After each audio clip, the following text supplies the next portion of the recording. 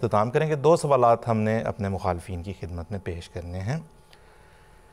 پہلے سوال سے پہلے ہم اپنے عام جو نان احمدی ناظرین ہیں انہیں بتاتے چلیں کہ دیکھیں جماعت احمدیہ کا ٹیلی ویژن چینل سیٹلائٹ پہ بھی موجود ہے، یوٹیوب پہ آپ اسے دیکھ سکتے ہیں، جماعت احمدیہ کی ویب سائٹ پہ آپ جا کے اسے دیکھ سکتے ہیں۔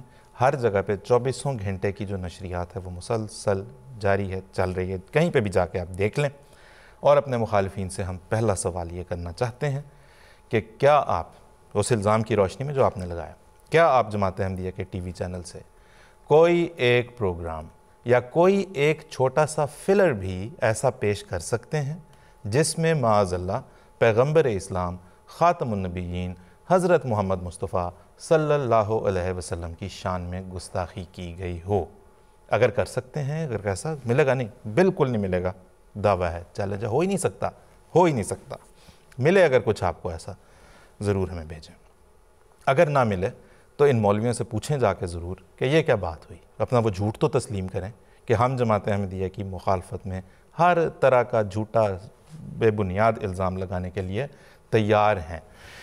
تو پہلا سوال تو ہم نے یہ آپ کی خدمت میں پیش کیا۔ دوسرا سوال ہم آپ سے یہ کرنا چاہتے ہیں کہ کیا یہ ہمارے مخالفین سے سوال ہے، یہ جب بھی ہم نے بتایا نا کہ ہمارے رسائل بند کر دیے گئے، ہمارے اخبارات بند کر دی گئیں اور یہ کہہ دیا گیا کہ جی انہوں نے نبی کریم صلی اللہ علیہ وسلم کے نام کے ساتھ جو ہے وہ درود لکھا ہے تو لہٰذا گستاخی کر دی، رضی اللہ عنہ استعمال کر لیا، گستاخی کر دی، السلام علیکم کہہ دیا، گستاخی کر دی، اسلامی اصطلاح استعمال کر لی، گستاخی کر دی۔